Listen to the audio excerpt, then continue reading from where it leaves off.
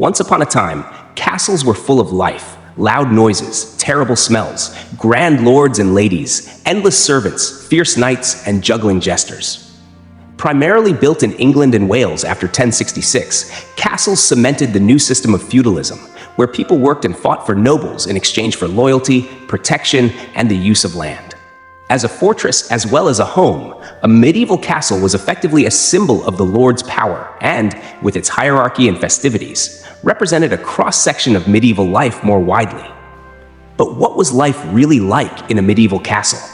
Was it really as lavish and luxurious as we're sometimes led to believe? Or was it cold, dark, and difficult? Here's an introduction to life in a medieval castle. People didn't live in castles for long. Though castles were homes, they weren't permanent residences. The lord and lady and their servants, who could number anywhere from 30 to 150 people, would move from castle to castle with their beds, linen, tapestries, tableware, candlesticks, and chests, meaning that most rooms in the castle at any given time would be shut up. Castles would be more or less busy depending on the time of year. Festivities such as Easter and Christmas meant that guests would flood the castle, and they might stay for months at a time. Other times, such as when the lady was close to giving birth or just after, would be less busy.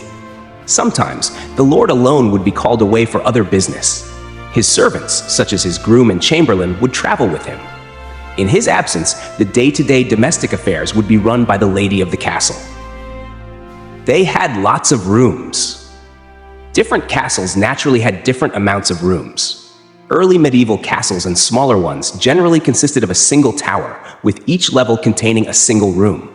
Larger castles and manor houses normally had a great hall, bedchambers, solars, sitting rooms, bathrooms and garderobes, gatehouses and guardrooms, kitchens, pantries, larders and butteries, chapels, libraries called cabinets, dressing rooms, boudoirs, storerooms and cellars, ice houses, dovecots, apartments, and sometimes even dungeons.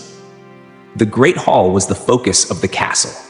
Normally the warmest and most lavishly decorated room, it was the center of hospitality and celebrations such as dances, plays, or poetry recitals.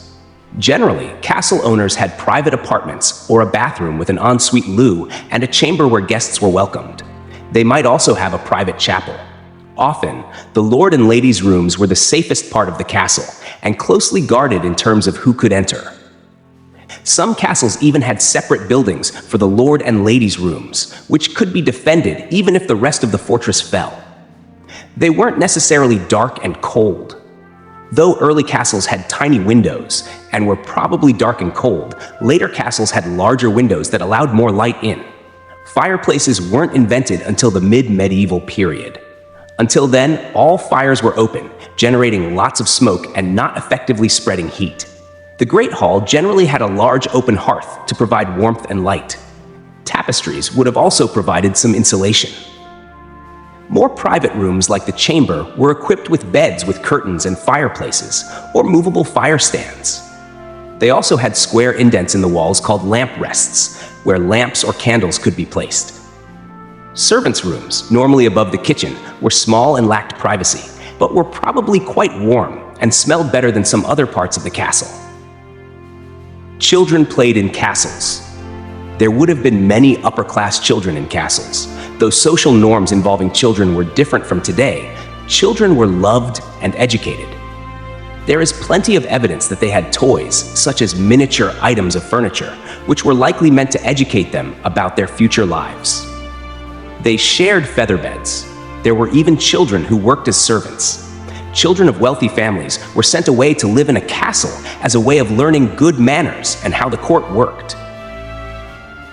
Medieval books aimed at children were full of endless rules about how to behave, such as not blowing their nose on the tablecloth, not spitting on the floor when anyone was looking, and to always beware thy hinder parts of guns blasting. There weren't necessarily many soldiers. In peacetime, a small castle might have a total of a dozen soldiers or fewer. They were responsible for tasks such as operating the gate, portcullis, and drawbridge, and patrolling the walls. They'd be commanded by a constable who stood in for the owner and had his own rooms. The soldiers lived in a dormitory. However, in times of attack, you'd try and fit as many soldiers into a castle as possible at one time. For instance, at the Great Siege of Dover Castle in 1216, there were 140 knights and around 1,000 sergeants, a fully equipped soldier, inside the castle to defend it against the French. Fighting was done with swords, spears, and axes, while longbows shot from the ramparts or through holes in the thick walls were able to reach the enemy from a distance.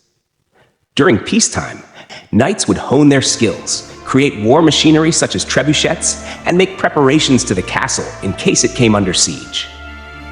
There were hordes of servants. Castles were full of servants.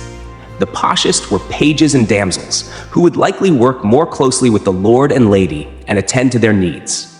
Ordinary servants ranged from the steward, butler, and head groom down to the less savory jobs, such as the boy who turned the spit for roasting meat over the fire, and the gong farmer, who had the unfortunate job of clearing out the cesspit. The lowest-ranked servants slept anywhere they could find within the castle. Work started at 5:30 a.m. in the summer and generally finished at 7 p.m. Days off were few and far between, and pay was low. However, they were given liveries, uniforms, in their lord's colors, and enjoyed regular meals all year round. It was a sought-after job. Cooks had an exceptionally busy job and might be required to feed up to 200 people 2 meals a day. Food provided included swans, peacocks, larks, and herons, as well as more usual dishes such as beef, pork, mutton, rabbits, and deer. Thank you for watching. Help the channel grow by liking, commenting, and subscribing.